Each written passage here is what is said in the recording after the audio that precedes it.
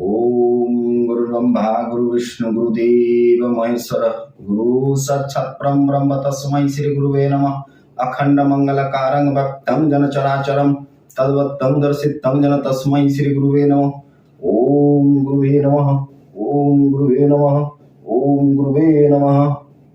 नमस्कार जी, मैं ब्रह्मनाथ अदृश्य तंत्र की तरफ से आज बात करेंगे मंत्र। मंत्र है क्या?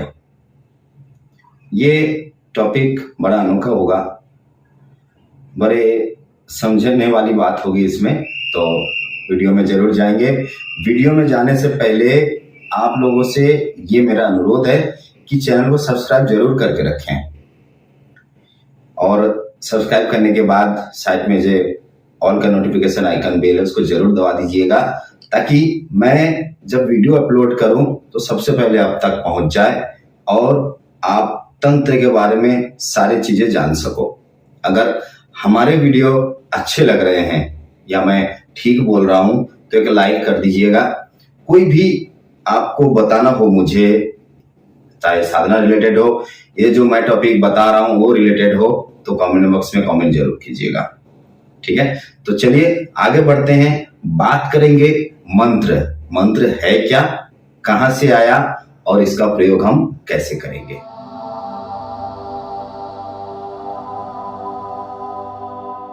नमस्कार जी, मैं ब्रह्मनाथ। बात मंत्र, देखिए मंत्र जो होता है, मंत्र इसको जरा तोड़ेंगे तो अगर ये व्याकरण को हम लोग तोड़ेंगे तो क्या समझेंगे? मन प्लस यंत्र। मन प्लस यंत्र। मन यानी हमारा मन, यंत्र यानी आसन। आप हमेशा इस बात को याद रखिए, यंत्र जो बताते हैं ना, यंत्र श्री यंत्र, काली यंत्र, तारा यंत्र, शिव यंत्र, जो यंत्रें होती हैं, अंत यंत्र यानी आसन एक प्रकार की ज्योमेट्री होती है। एक प्रकार की ज्योमेट्री होती है और ये ज्योमेट्री एक खास तरह से काम करती है। मैं आपको बताऊंगा यंत्र के बारे में, पहले हम लोग समझ लेते हैं मंत्र, और यंत्र के बारे में हम लोग डिस्कस किसी और वीडियो में करेंगे। तो मंत्र जो हम लोग उच्चारण करते हैं या फिर मौन होकर भी जो हम लोग अपने अंदर ही चलाते हैं, कुछ मंत्र होते हैं जो हम लोग उच्चारण यानी उसकी शब्द बाहर नहीं आनी चाहिए, और कुछ मंत्र ऐसे भी होते हैं जो हमें उसको बाहर निकालना अनिवार्य है। जो निकलता है वो एक खास तरह से काम करती है, जो नहीं निकलना चाहिए वो हमारे अंदर एक खास तरह से काम करती है। तो मंत्र को समझने के लिए आपको शब्द का ज्ञान होना बहुत जरूरी है। बिना शब्द क्या है?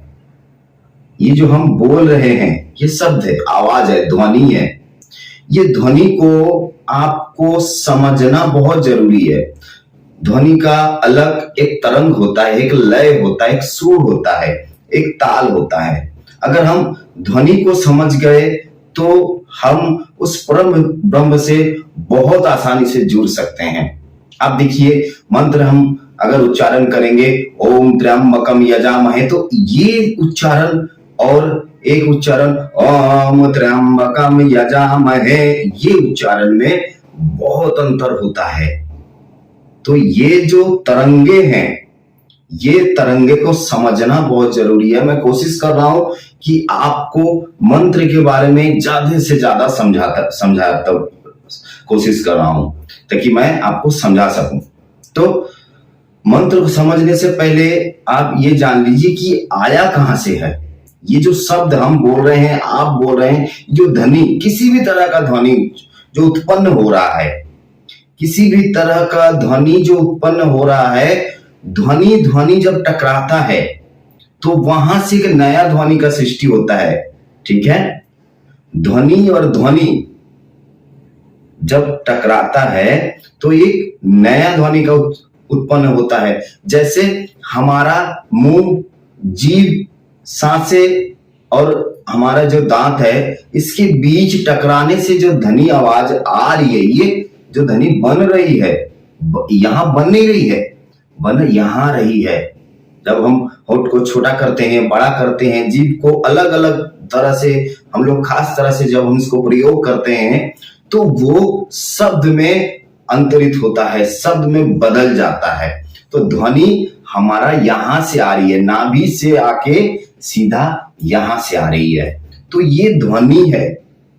इस ध्वनि को आप समझने की कोशिश करें, डेली प्रैक्टिस करें। जैसे हम उच्चारण करते हैं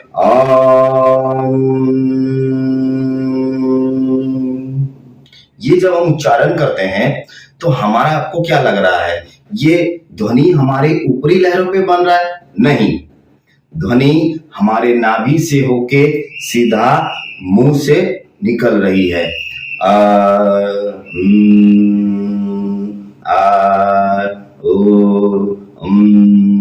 ये जो ध्वनि है ये हम बिना जीभ को हिलाए डुलाए भी प्रयोग कर सकते हैं।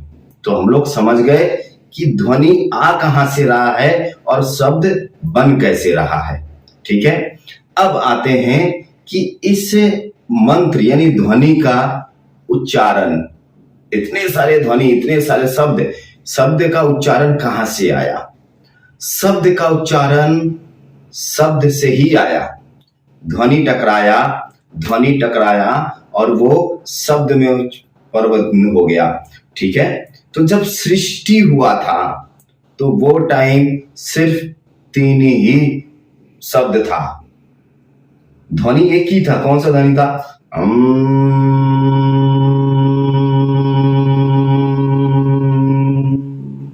ये सृष्टि के टाइम एक ध्वनि था। अब इसको जैसे जैसे टकराया हमारे अंदर जाके तो वो रूपांतरित हुआ ये 3 शब्दों में वो रूपांतरित हो गया। अब इसको यानी पंडितों ने इसको तोड़ना शुरू किया। इसको शब्द को तोड़ते बहुत प्रकार के मंत्र उन्होंने बना दिए। ठीक है, क्यों? इसका भी कारण है, क्योंकि अगर हम आपको छोटा सा शब्द में तारीफ करेंगे तो आपको अच्छा नहीं लगेगा, अरे क्या बोल दिया भाई जी आपने। लेकिन वही तारीफ अगर हम बहुत लंबा चौड़ा में भाषा में अगर आपको करें तो आपको बहुत अच्छा लगेगा, चलो हमारे लिए इतना कुछ बोल दिया। ठीक है, तो मंत्र ध्वनि एक नहीं है। ध्वनि जो हमारे अंदर से लहरें बनती हैं, मंत्र जो हमारे इस मुंह के अंदर जो टकराने से जो अलग अलग तरह से प्रक्रिया कर रही है वो मंत्र है। तो मंत्र एक ही है। मैं समझाने की कोशिश कर रहा हूं आपको, मंत्र यानी ध्वनि एक ही है।